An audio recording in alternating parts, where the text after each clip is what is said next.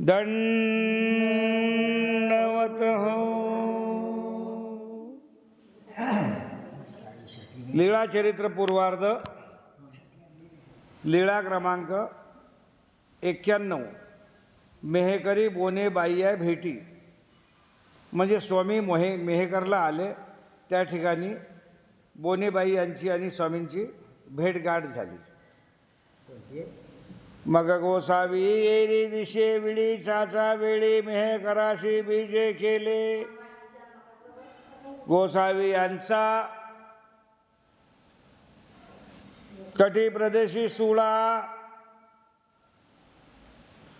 म्हणजे ज्यावेळेस गोसावी मेहकरला आले त्यावेळेस गोसावी यांच्या कमरेला एक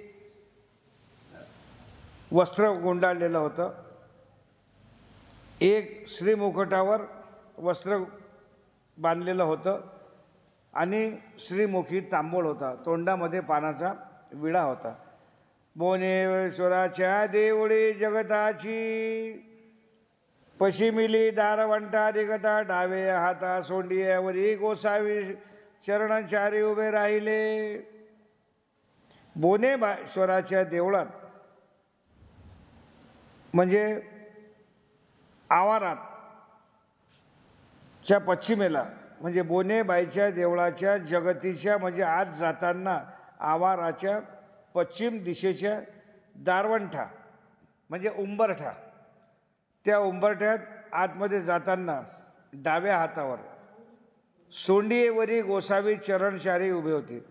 सोंडियेवरी म्हणजे हत्तीचे जसं पुराण्या जमान्यात राहत होतं, दरवाजा दोन्ही बाजूला दोन हत्तीच्या सोंडा काढलेल्या, तसा काही तो प्रकार असावा.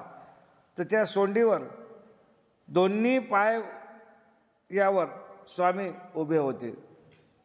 काय गोसावी चरणचारी उभे असते म्हणजे दोन्ही पायावर असे ठेवून त्यांच्यावर उभे होते. बोनेबाई या भेटी झाली. तेथे स्वामींची आणि बोनेबाईची भेट झाली. भिक्षेशी जाती होती या तव गोसावी अंते सोंडीवरी उभे या देखिले. बोनेबाई भिक्षाला जायसाठी निघाली.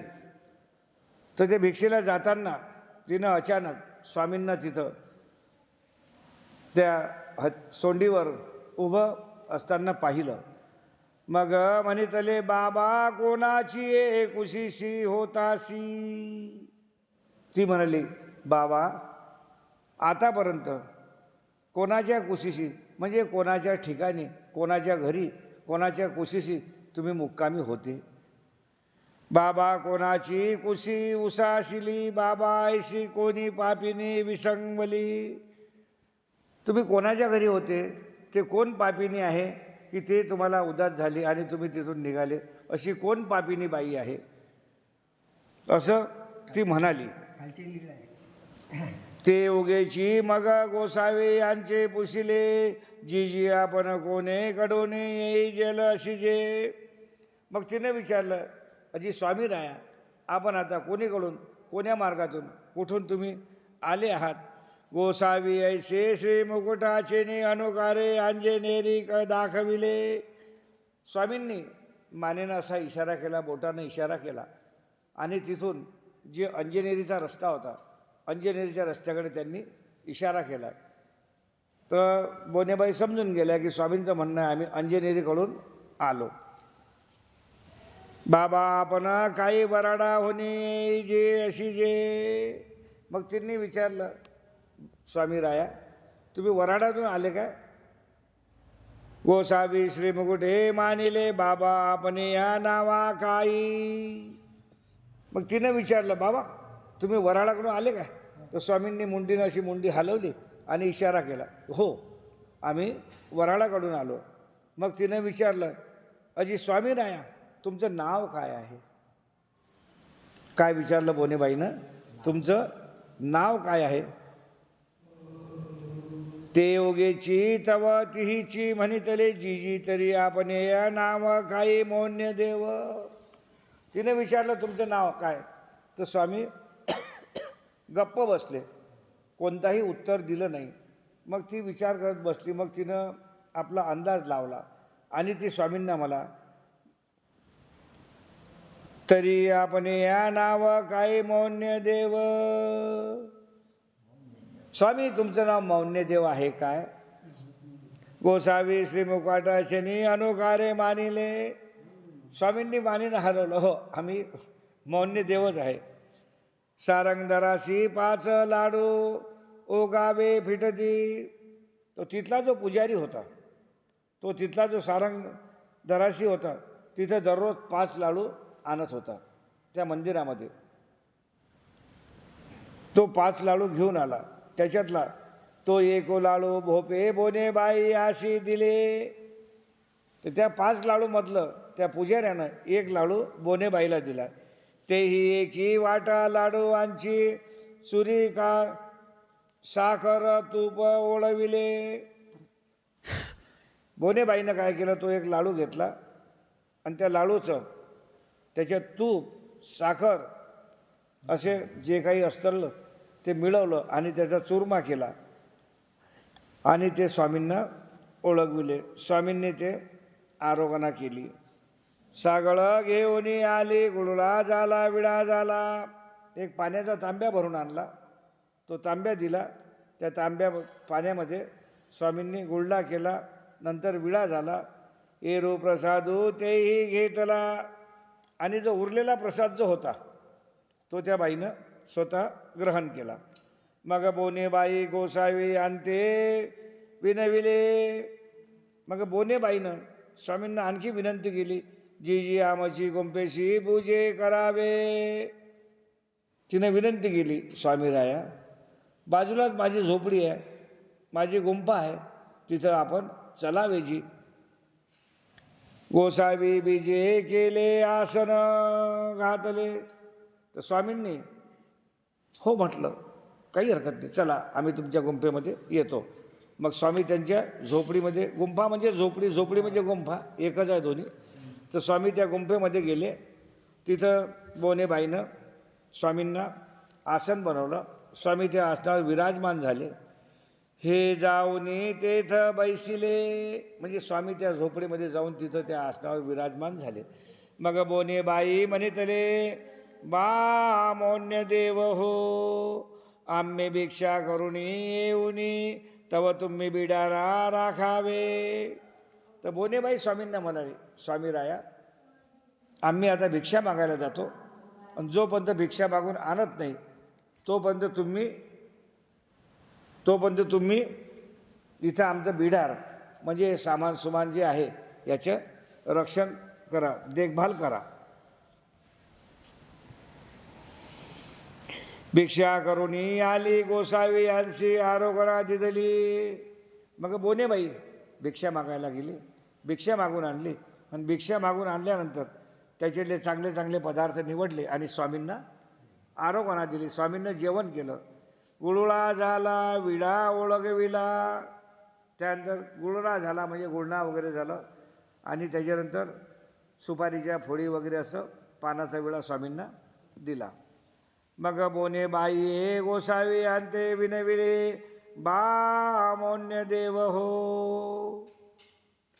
आणखी बोनेबाई स्वामींना विनंती करू लागली की स्वामीराया मौन्य देवा ये नगरी जवळ आलास तव उद्या दुपारीची पाणी भाती आरोगणा करावी.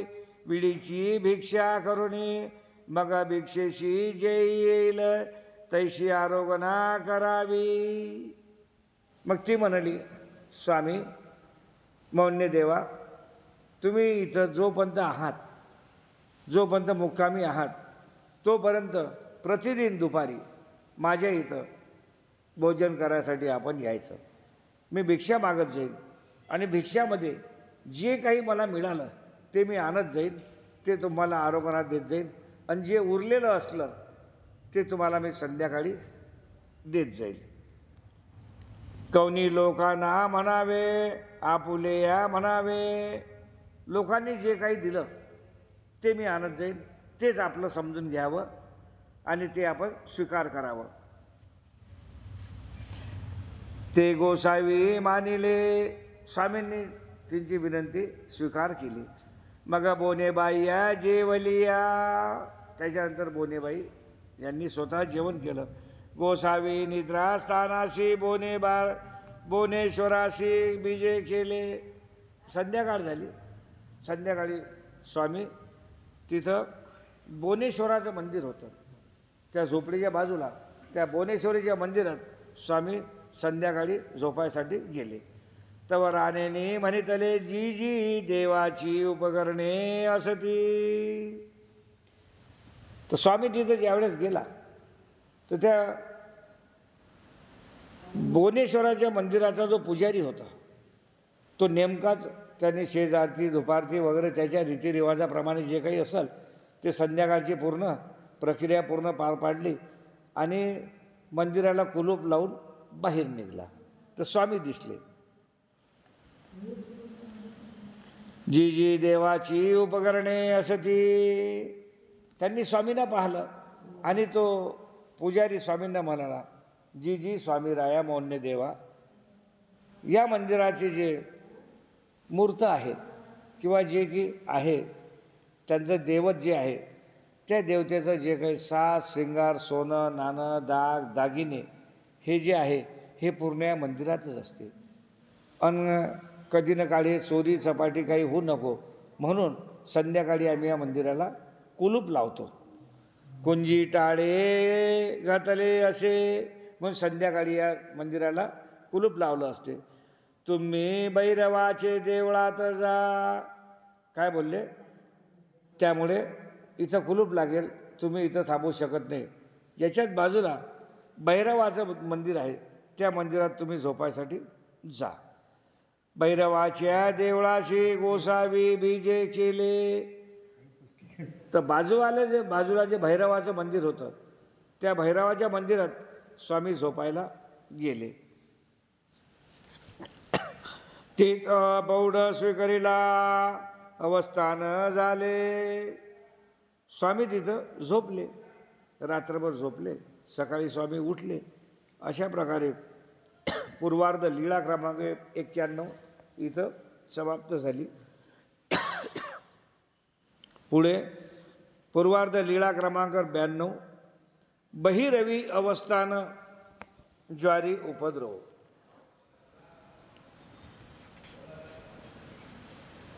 बहिरवी अवस्थान म्हणजे भैरवाच्या मंदिरात मुक्काम असताना चोरांनी उपद्रव केला. चोरांनी उपद्रव केला म्हणजे चोरांनी डाका टाकायसाठी चोरी करायसाठी काही त्यांचा जो उद्देश असेल त्या उद्देशानं चोर त्या भैरवाच्या मंदिरात आले होते. भैरवी त्रिरात्री अवस्थान झाले. मग गोसावी यांशी भैरवी पौढ होय.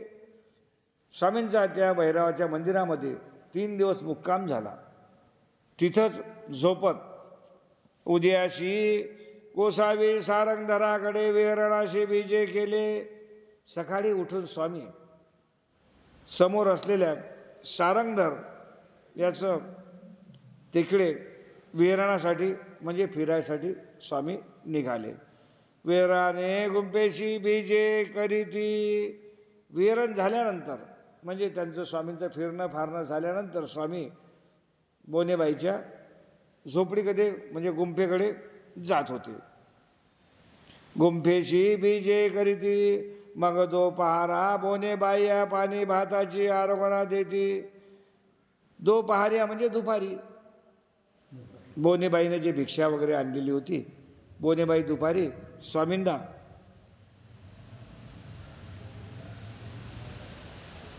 बोनेबाई या पाणी भाताची आरोग्याला देती.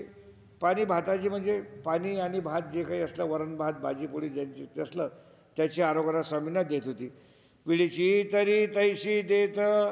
मग गोसावी भैरवी पौढ स्वीकारिती. अशा तऱ्हेनं प्रत्येक दिवशी त्याचप्रमाणे स्वामींना आरोग्याला देत होती. आणि स्वामींची आरोग्याला झाल्यानंतर स्वामी भैरवाच्या मंदिराला झोपायसाठी निघून जात असत. एके दिवशी गोसावी पौढ स्वीकारिला. एका दिवशी रात्री स्वामी भैरवाच्या मंदिरात गेले आणि तिथं निवांतपणे झोपले. तव माध्याने एकी रात्री जुवारी जू हारविले. अर्ध्या रात्री मध्यरात्री हे जुवारी खेळणारे, जुवारी किंवा तुम्ही चोर म्हणा, आता तुम्ही चोर म्हणाचे जुवारी म्हणा, तर चोर तिथं अर्ध्या रात्री आले, मध्यरात्रीला ते तेथे आले, म्हणजे चोर त्या मंदिरात आले. गोसावी यांची सकुमार श्रीमूर्ती पाठसूत ऐसे देखोनी श्रीकंठी नखे घातली. आधी त्यांनी पाहिलं की रे वाह, काय मस्त सुंदर मूर्ती झोपलेली आहे. हां, एवढं नाक नक्ष चांगलं असलेली व्यक्ती जी झोपलेली आहे आणि ही खूप श्रीमंत असेल, याच्याकडे मालपाणी भरपूर असेल. मग हे पाहून त्यांनी काय केलं, डायरेक्ट स्वामींच्या गळ्यावर हात टाकला. श्रीकंठे नखे घातली. नखे म्हणजे बोटाची नख, त्यांच्या गळ्यावर, श्रीकंठी म्हणजे गळा, गळ्यावर त्यांनी डायरेक्ट ते नख असा पंजा मारला, जसा पंजा लावला. ते तेथं आले, श्रीकंठी नखे घातली म्हणजे गळ्यावर त्यांनी असा पंजा लावला. तव गोसाविया पाशी काही देखी तिची ना. त्यांनी चापल चुपल केलं, गळ्याला असं झांबल झुंबल केलं आपल्या हाताला नखाईनं. तर त्यांच्या लक्षात आलं की या स्वामींकडे काहीच नाही. त्यांना वाटलं गळ्यामध्ये काही मस्त सोन्याची चेन असेल, काही कसं असेल, पण तसं त्यांना काही आढळलं नाही. मग ते म्हणाले, या ते काही असेल मा काही नेईल, जी गोसावी आम्हाशी काही खावे द्या. म्हणजे तिथं त्यांच्या गळ्यामध्ये पाहिलं काहीच नाही. त्यांना वाटलं आता काय करा, यांच्याकडे काहीच नाही. मग नाईला असतं ते काय म्हणाले, गोसावी आम्हाशी काही खावे देवाये. स्वामींना काय म्हणतात, आम्हाला खूप भुका लागल्या आणि आम्हाला आता काही ना काही खायसाठी तुम्ही द्या. सर्वज्ञ म्हणितले, या ते काही असेल मा हे काही देईल. सर्वज्ञ म्हणाले, बापा हो, माझ्याकडे काही नाही आहे. माझ्याकडे जर असतं तर मी तुम्हाला खायला दिलं असतं, पण खरोखर माझ्याकडे काही नाही आहे, तर मी तुम्हाला खायसाठी काय देऊ. इथुलेनी ते गेले. एवढं झाल्यानंतर चोर तिथून निघून गेले. उदयाची गोसावी वेरणा बीजे केले, वेरणा होणे बोने बाईची गुंपेशी बीजे केले. सकाळी स्वामी राज उठल्यानंतर वेरणासाठी गेले. वेरण झाल्यानंतर म्हणजे फिरायसाठी गेले. फिरणं झाल्यानंतर दुपारच्या पहारी ते बोनेबाईच्या गुंफेमध्ये पोहोचले. आसन झाले आरोगणा करिता. स्वामींना भोजनासाठी आसन बनवलं. स्वामी जाऊन त्या आसनावर विराजमान झाले. तव बोनेबाई श्रीकंठीची नखे देखिली. हा बाबा, श्रीकंठी नखे काही झाले. मग बोनेबाई विचारू लागली, स्वामी राया मौन्य देवा, तुमच्या गळ्यावर पाहिले काम नाही का आज काही.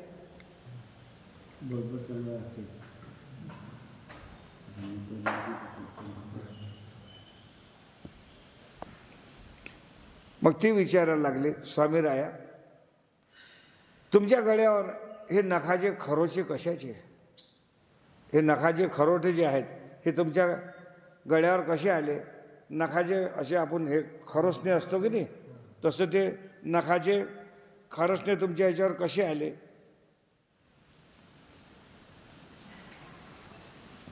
श्रीकंठी नखे काही झाले.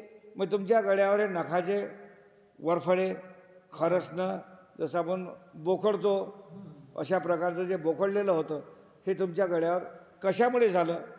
सर्वज्ञ म्हणितले, हे उगेची तव ते अशी आन झाले. सामान स्त्री असं एखादी एकी आली. सर्वज्ञ चूप बसले, गप्प राहिले. बोनेबाईने विचारल्यावर हा प्रश्न विचारला किंवा तुमच्या गळ्यावर हे खरोट कशाची आहे, नख कशाचे उमटले आहे, हे निशाण कशाचे आहे. तर स्वामीनं उत्तर काही दिलं नाही. स्वामी शांत बसले, गप्प राहिले. मग तिच्या मनात अशी भावना आली, तव ते याचे आन झाले. सामान स्त्री एखादी एकी आली असेल. मग तिच्या मनात अशी भावना आली, एखादी सामान्य स्त्री म्हणजे एखादी वेश्या बहुतेक स्वामींजवळ आली असावी. तिच्या मनात असं वाटलं. मग सर्वज्ञ म्हणितले बाई येत रात्री जुवारीचा उपद्रव झाला. मग स्वामी म्हणाले, बाई तुमच्या मनात जे कल्पना आहे तसं काही नाही, पण रात्री चोर आले होते आणि त्या चोरांनी डाका टाकण्याची कोशिश केली.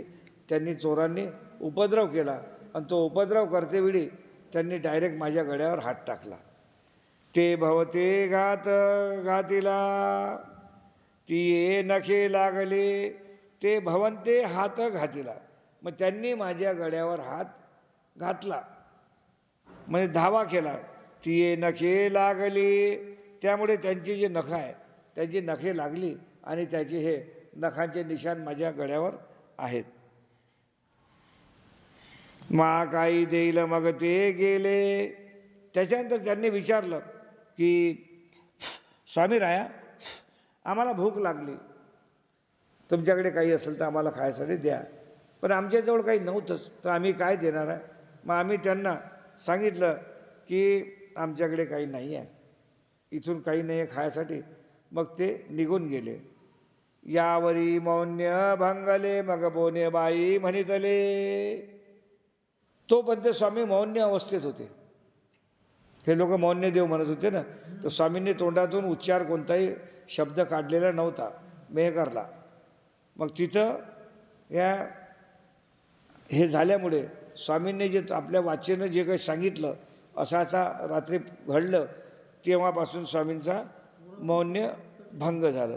मग बोने बाई म्हणितले बा मौनी देव हो, हे घाटीनं नख लागले तरी पाणी ये दिवा पाजळवा.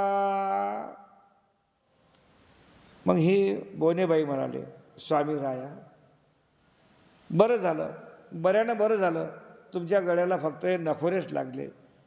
यदा कदाचित कमी जास्त काही झालं असतं तर भलतंच अनर्थ काही होऊन गेलं असतं. काय तिच्या मनात शंका होती की बऱ्याहून बरं झालं, थोड्याहून गेलं.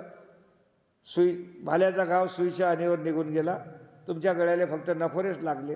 जर कमी जास्त काही झालं असतं तर भलता चलताच काही अनर्थ घडला असता. आता तिच्या मनात काय होतं ते तुम्ही तुमच्या मनात ताळून घ्या. तिला काय वाटलं असेल ते तुम्ही समजून घ्या की तिच्या मनात अशी जी भावना आली असेल. याच्यापुढे सविस्तर आपण सांगू शकत नाही. त्याने हे लीळा चरित्र. आम्ही राणे याते मनोनी मग तुम्ही भुवनेश्वराशी निद्रा करावी. मग ती म्हणाली, स्वामी राया ह्या भुवनेश्वराच्या मंदिराचा जो पुजारी आहे मी त्यांना उद्या जाऊन विनंती करतो आणि त्यांना सांगतो की तुम्ही तिथं भुवनेश्वराच्या मंदिरात आमच्या स्वामींना झोपायसाठी येऊ देत जा. कारण तिथं कुलूप किल्ली आहे, सर्व कुलपाच्या अंदर आहे. तुम्ही तिथं जर झोपले तर तुम्ही सुरक्षित राहाल, त्याच्यामुळे कोणी चोर येऊ शकत नाही, काहीच नाही, कसंच नाही. अशा प्रकारे तिनं स्वामींना सांगितलं. इथं पूर्वार्ध लीळा क्रमांक 92 पूर्ण आटोपली. भुवनेश्वरी अवस्थान म्हणजे भुवनेश्वरीच्या मंदिरामध्ये स्वामींचं मुक्काम. पूर्वार्ध लीळा क्रमांक 93. बोनेबाई भुवनेश्वराची या राणे याते म्हणितले. तर बोनेबाई भुवनेश्वराचा जो पुजारी होता त्या मंदिराचा, त्या मंदिराला पुजाऱ्याला जाऊन बोनेबाईंनी त्यांना विनंती केली की अजी आमचे स्वामी आहेत, काल अशीशी घटना घडली, कमी जास्त झालं असतं आम्ही काय केलं असतं, तर त्यांना तुम्ही तुमच्या मंदिरामध्ये झोपायसाठी दररोज जागा द्या. आमचे मौन्य देव मौनेश्वरी निजो द्यावे. म्हणजे आमच्या मौन्य देवाला तुमच्या मंदिरामध्ये झोपायसाठी तुम्ही जागा द्या. तव तेने म्हणितले येतची उपकरणे जाती की. मग तो पुजारी म्हटला की देवी देवतेच्या अंगावर जे काही सोनं नाणं दाग दागिनं जे काही धन दौलत मंदिराची आहे ते जर कमी जास्त झालं, ते जर गेली आली, चोरी गेली, चपाटी झाली, काही झाली, त्याला जबाबदार कोण आहे. येतची उपकरणे जाती की म्हणजे इथले हे जर चोरीगिरी गेलं तर कोण काय करणार आहे. तव बोनेबाई म्हणितले उपकरणे जाती तरी आम्ही देऊनी. तर बोनेबाई म्हणाली, यदा कदाचित मागे पुढे कमी जास्त झाले, चोरी चपाटी झाली, काही जर झालं, तुमच्या मंदिराचं नुकसान जर झालं, ते जर गेलं, त्या पूर्ण भरपाई मी स्वतः करून देईन. बोनेबाई बोलली.